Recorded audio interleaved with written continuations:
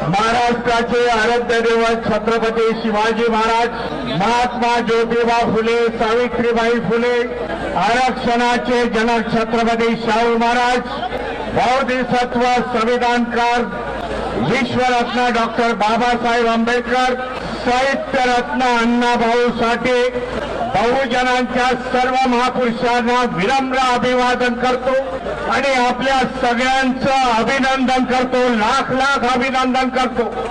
एवढ्या पावसाच्या वातावरणामध्ये आपण लाखोच्या संख्येने या मुंबईमध्ये हजर झालात। उपवर्गीकरणाची ताकद काय आहे ते रद्द करण्यासाठी सरकारला इशारा सगळेजण आलात, याबद्दल आपल्या सगळ्यांचं अभिनंदन करतो। बाबा ताकद काय आहे सरकार येथील मनुवादी संघटनेला आपण आपल्या मोर्चाच्या माध्यमामधून आज दाखवून दिलेला हे उपकरणीकरणाचा घाट घालण्यात आलेला आहे, जो आमची मागणी नव्हती, मातंग समाजाची देखील मागणी नव्हती, परंतु काही मूठभर मातंग समाजाचे लोक जे संघाच्या शाखेवरती जातात, संघाचे पैसे घेतात, असे संघटना मूठभर लोकांनी एक निवेदन दिलं। त्या निवेदनाच्या आधारे आज हा उपवर्गीकरणाचा घाट या महाराष्ट्रामध्ये घातलेला।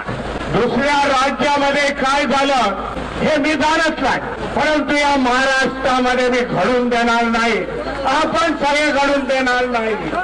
कारण 59 जाती आम्ही एकत्र आहोत, 59 जातीची वज्रमूठ आमच्या बरोबर आहे। एक प्रतिज्ञा इथे करायला पाहिजे, येणाऱ्या काळामध्ये ही वज्रमूठ अशीच असायला पाहिजे। जेव्हा ही वज्रमूठ आता सत्ताधाऱ्यांवरती पडेल तेव्हा याचं सरकार उलटून पडेल। एक निर्णय घेण्याचा प्रयत्न करायला पाहिजे। 59 जातीच्या लोकांनी येणाऱ्या काळामध्ये बीजेपीचा कोणी असेल त्याला माझं मत जाणार नाही, हे तुम्ही निक्षून त्यांना सांगण्याचा प्रयत्न करायला पाहिजे। बाबा सत्ता हातामध्ये घ्या, किती दिवस आज मोर्चे वगैरे काढणार, त्याने एक वटहुकूम काढला आणि आम्हाला काम धंद्याला लावलेला आहे। आमचा वेळ, आमचा पैसा, आमचा श्रम हे आम्ही आज या मोर्चाच्या माध्यमातून व्यक्त करत आहोत, परंतु ह्याच्या पुढे आमची लढाई हे सत्तेची लढाई असणार, हे देखील आज तुम्ही लोकांनी ठरवायला पाहिजे। कोणाच्या बरोबर जाण्याचा प्रयत्न नाही। बाबासाहेबांनी एकेकाळी 1938 ला सांगितलं, एक वेळेला तुम्ही सत्ताधारी समाज या देशामध्ये व्हा। मी समजतो आज चांगली चुनौती आपल्या समोर आलेली आहे। आपण सगळे आपले मतभेद विसरून एकत्र आलेलो आहोत, एका दिलाने ही लढाई लढत आहोत। हा मेसेज सरकारपर्यंत गेलेला आहे हे असं आपल्याला सांगतो। आज सकाळी मला काही आमदार इथे भेटले आणि आमदारांनी मला सांगितलं की आम्ही सर्वप्रथम 29 आमदारांचं मी अभिनंदन करतो। एकत्रपणे येऊन त्यांनी मुख्यमंत्र्यांची भेट घेतली आणि मुख्यमंत्र्यांना त्याने सांगितलं हे जे काही उपवर्गीकरण आहे ते बंद करा। पार्टी आम्ही एकत्र झालेलो आहे। बीजेपी मधले देखील आमदार जे अनुसूचित जातीचे आहेत ते देखील एकत्र आले, एक अभेद युती झाली। आपल्याला सांगू इच्छितो त्या आमदारांनी मला जे सांगितलं, मुख्यमंत्री एवढे सिरियस दिसले नाही भीमरावजी। आम्ही निवेदन दिलं, निवेदनाकडे बघितलं आणि सांगितलं पुढच्या वेळेला मी काहीतरी निर्णय घेतो। मुख्यमंत्री या काही घोषणा दिल्या, मुख्यमंत्री होश में आओ, त्याप्रमाणे या मोर्चाच्या माध्यमामधून महाराष्ट्राच्या मुख्यमंत्र्याला सांगू इच्छितो, बाबा तुम्ही होशमध्ये या आणि उपवर्गीकरणाला आमचा विरोध आहे। या महाराष्ट्र उपवर्गीकरण होऊन देणार नाही। या लोकांची राजनीती राहिलेली आहे संपूर्ण देशामध्ये।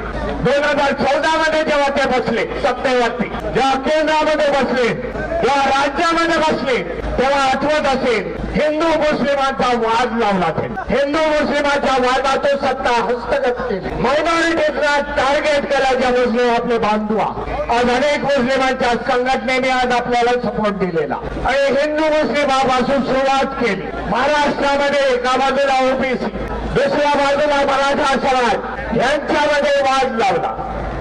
आज गावागावामध्ये गेलात तर काया गावागावामध्ये एक दुसऱ्याला एकाच्या अँगलने बघितलं जातं, देशांतर्गत बघितलं जातं. एका बाजूला मराठा आहे, दुसऱ्या बाजूला ओबीसी आहे. गावागावामध्ये एका बाजूला मराठा आहे, ओबीसी आहे. जे एकत्र बळीन होते, एकत्र नाटक होते, एकत्र व्यवहार होते, मैत्री संबंध होते, आज विध्वस्त त्यांच्यामध्ये आलेला.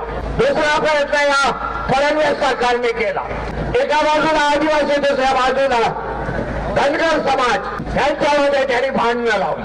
आज त्याने बघितलं 59 जाती आहे एकत्र, यांच्यामध्ये भांडणं कशी लावायची. काही मोरभर मातंगारा घेतला आणि त्यांच्यामध्ये आज 59 जातीचं वर्गीकरण करण्याचा प्रयत्न केला. याच्यामध्ये कोणाचाही भलं नाही. 59 जाती आज व्यस्त नाबूद होती. अशा प्रकारचं षडयंत्र या महाराष्ट्रामध्ये चालू आहे. परंतु फडणवीसांना सांगू इच्छितो, बाबा महाराष्ट्र छत्रपती शिवाजी महाराज, महात्मा ज्योतिबा फुले, सावित्रीबाई फुले, डॉक्टर बाबासाहेब आंबेडकर, साहित्य रत्न साठे यांचा आहे महाराष्ट्र असे प्रकार चालू देणार नाही. त्याप्रमाणे लढू आणि त्याच्यातून आपण विजय होऊ हे सांगण्याचा प्रयत्न. आम्ही माचल समाजाच्या विरुद्ध नाही. हे माझं पहिलं वाक्य आहे. पहिल्यापासूनच माचल समाज आमचे बंधू आहे, बहिणी आहेत. अनेक मातंगा सुशिक्षित झालेले आहेत, त्याला कुठल्या मार्गाने जावं हे त्यांना कळत आहे. परंतु ज्या काही संघटना पैसे पुरवतात, हिंदुत्ववादी संघटना, IT सेक्शन त्यांचे चालवत आहेत, त्यांच्या माध्यमातून महाराष्ट्रामध्ये त्यांनी तेढ वातावरण निर्माण केलेलं आहे. वातावरण कसंही हो, मातंगाने आम्हाला कितीही बोलू, परंतु संवादाच्या वाता आम्ही बंद केलेल्या नाहीत हे देखील मी त्यांना सांगू इच्छितो. जे मातंग भाव आमचे चुकलेल्या मार्गाने जातात. आज महापुरुषाच्या यादीमध्ये साहित्य रत्न अण्णाभाऊ साठेंचा तसबीर आम्ही लागतो. छत्रपती शिवाजी महाराज, बाबासाहेब आहेत, फुले आहे, रविदासजी आहे, त्याचबरोबर आम्ही अण्णाभाऊ साठेंची तसबीर लावतो. कुठल्याही स्टेजवरती जाऊन बघा. परंतु आपल्याला एक आव्हान करतो, ज्यांच्यामुळे आज आपली माथी भडकलेली आहे, ज्यांच्या विचारावरती आज चालण्याचा तुम्ही योग केलेला आहे, त्या सावरकरांबरोबर, सावरकरांच्या लेखांच्या तसबिरी बरोबर, आगरकरांच्या तसबिरी बरोबर साहित्य रत्न अण्णाभाऊ साठेची तसबीर लावतायत काय हे मला दाखवून द्या. मग तुम्ही कोणाच्या बाजूने आहात, कोणाच्या बाजूने आहात हे दिसून येईल म्हणून आपल्याला सांग. जी काय आज सरकार इथे उभी राहिलेली आहे, या सरकारला मी चुनौती देतो. येणाऱ्या काळामध्ये उत्तर प्रदेशच्या निवडणुका, महाराष्ट्रामध्ये निवडणुका घ्यायच्या असतील, EVMचा कवच कुंडल बाजूला टाका. आम्य साम्य रस्त्यावरती 59 जातीची वोट किती आहे हे आपल्याला दाखवण्याचा आपल्याला सांगू इच्छितो. म्हणून आज एवढ्या मोठ्या पावसाळी वातावरणामध्ये आपण एवढ्या मोठ्या संख्येने आला. आपले आमदार सभागृहाच्या आतमध्ये लढाई करत आहे, त्यानंतर आपण रस्त्यावरची लढाई आज आपण लढत आहोत. बाबा आमचा आज इतिहास,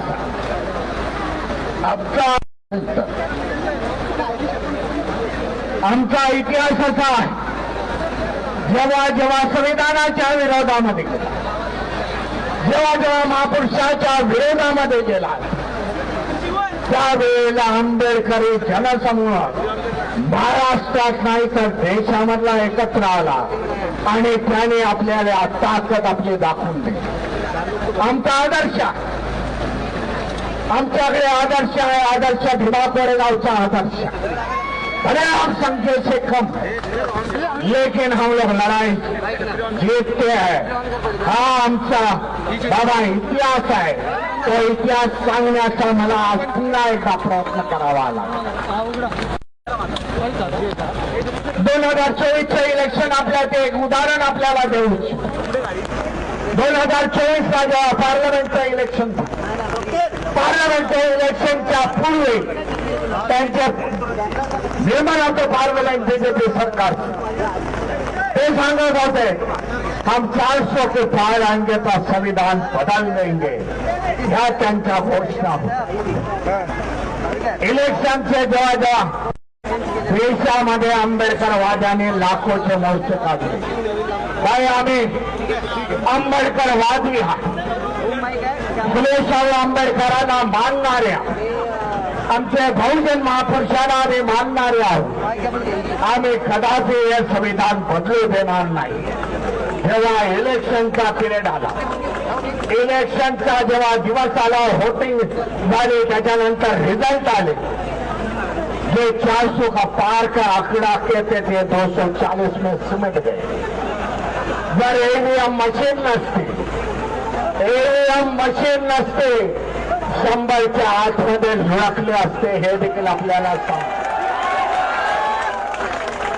इंडिया गठबंधनाला भारीच्या भारी व्होटिंग दिलं, इंडिया गठबंधनाला भारीच्या भारी व्होटिंग दिलं आणि इंडिया गठबंधन चांगल्या प्रकारे त्यांनी स्कोर केला. आज तेच आपल्याला हिस्ट्री, तोच इतिहास आपल्याला रिपीट करण्याचा प्रयत्न करावा लागेल. आणि त्याच्यानंतर काय झालं, जे नौटंकी आहे पार्लमेंटमध्ये जाऊन बसणारे पंतप्रधान मोदीजी, त्यांनी संविधान डोक्यावरती घेतलं, संविधानाला काय पाया पडले, हे जे नौटंकी केले ते त्यांना संविधानाची ताकद कळली. देशातील 80% जनता हे संविधानाला मानणारी आहे. महाराष्ट्रामध्ये 59 जाती आहे जे संविधानाला मानताय, महापुरुषाला मानताय. त्याचबरोबर 59 जाती आहे त्या संविधानाला मानताय, महापुरुषाला मानताय. मुस्लिम समाज आपल्या बरोबर, त्याचबरोबर आदिवासी समाज आहे मोठ्या संख्येने. हे जेव्हा समाज एकत्र येतील, त्या कोळी समाज आहे, 59 जातीमधल्या समाज,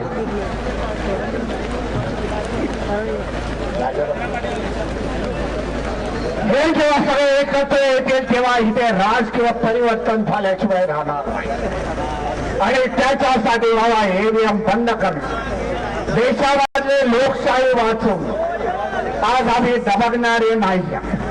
देवेंद्र फडणवीस यांची हुकुमशाही या महाराष्ट्रामध्ये हा समाज चालून देणार नाही. हे चुनौती मी या सभेच्या माध्यमातून, या मोर्चाच्या माध्यमातून देतो. बाय होश में आ जाओ. मला वाटतं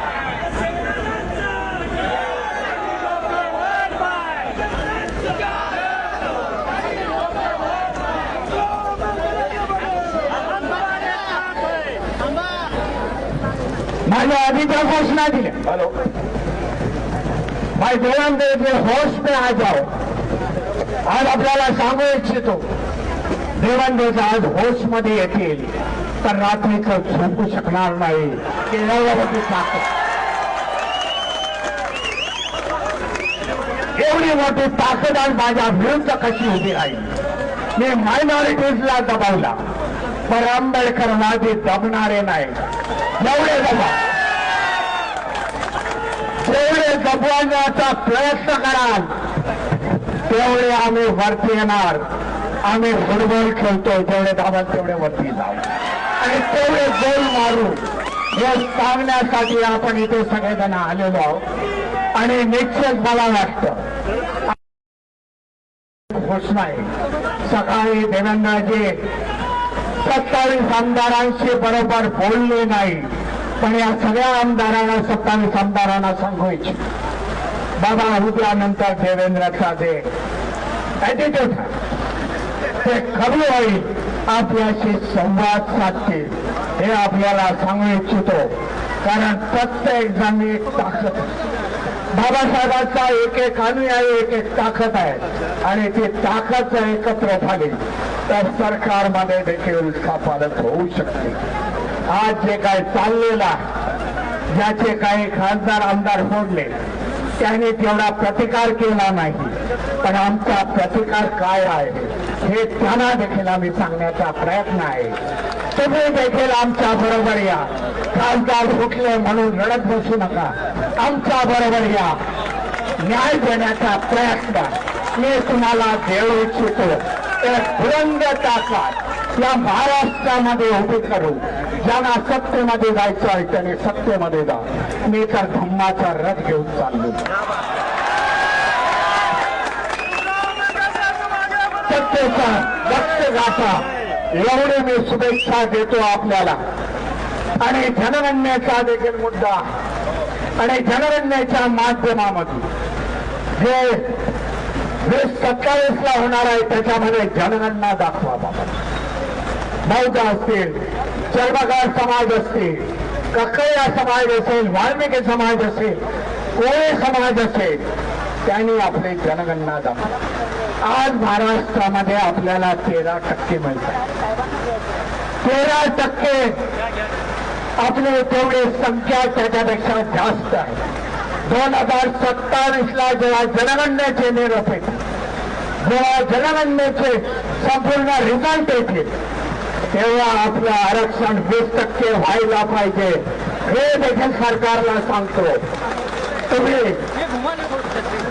जनगणनेची जी कॅटेगरी आहे, जनगणनेचे जे आयटम्स लावलेले आहेत त्याप्रमाणे आमची संख्या वाढली. त्यामुळे आम्हाला 20% आरक्षण व्हायला थांबून जमणार नाही. 13% वर्गीकरण 13%चे तुकडे पडून देणार नाही.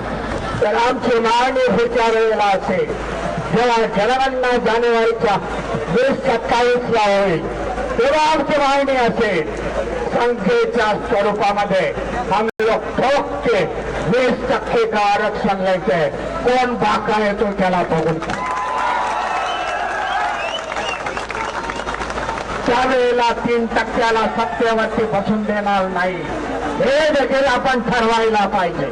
आज आमच्यामध्ये तेवढे उपलब्ध झालेली आहे. आज आम्ही तेवढे शिक्षित झालेलो आहे. आज आम्ही देखील इंजिनिअरिंग मेडिकल याच्यामध्ये आहोत. आमची मुलं आहोत. त्याच्यासाठी हा सगळा घाट घातलेला आहे हे आपण जाणून घ्या. आज ज्यांची मोनोपॉली होती मध्ये आपल्याला सांगतो वर्गीकरणाचा घात का घातलेला आहे. एके जमान्यामध्ये एका समाजाची मोनोपॉली होती. एका समाज शिक्षणामध्ये पुढे होता. काय झालं आज 1990च्या नंतर 90च्या नंतर ओबीसी समाजाचा आपला स्टुडंट आपले विद्यार्थी बहुतांचे विद्यार्थी 59 जातीतले विद्यार्थी मेरिटमध्ये यायला. त्यांनी बघितलं अरे हे काय चाललं. त्यांनी विचारलंय काय चाललंय या देशामध्ये. आपली थोडा मागे जात आहे त्याच्यासाठी हे वर्गीकरणाचा डाव. एक त्यांचं लक्ष होतं जे शेड्यूल कास्ट मधून आलेले आहे, अनुसूचित जातीमधून जे आलेले आहे त्यांनीच रिझर्वेशन घ्यावं अशा प्रकारचा देखील घाट येणाऱ्या काळामध्ये होईल. परंतु वर्गीकरण जर आपण इथे थांबवला तर हा घाट येणार नाही. या वर्गीकरणाच्या माध्यमातून पुन्हा 59 जाती 12 बलुतेदार यांचा आर्थिक सोर्स तोडून टाकणार. यांना शिक्षणापासून वंचित करणार. पुन्हा एकदा हे आपले गुलाम होते. आर्थिकदृष्ट्या कमकुवत झाले तर गुलाम होते. हे ह्याच्या मागचं षडयंत्र ओळखण्याचा प्रयत्न आपण सगळ्यांनी करायला पाहिजे. अशा प्रकारे अचानक होत नाही. परंतु या सगळ्याला घाट घालण्याचा प्रयत्न, उपवर्गीकरणाला विरोध, सरकारला धडकी भरणारा तुम्ही काढलेला मोर्चा, तुमचा उत्साह या माध्यमातून हे सरकार घाबरलेलं आहे. आज पावसाच्या एवढ्या मोठ्या धारा वाहत आहेत. त्यांच्याकडे घामाच्या त्यामुळे आपला विजय आहे. परंतु शेवटपर्यंत लढू. सरकारला आपली ताकद दाखवून देऊ एवढं मी म्हणतो आणि माझ्या वाणीला विराम देतो. जय भीम, जय संविधान.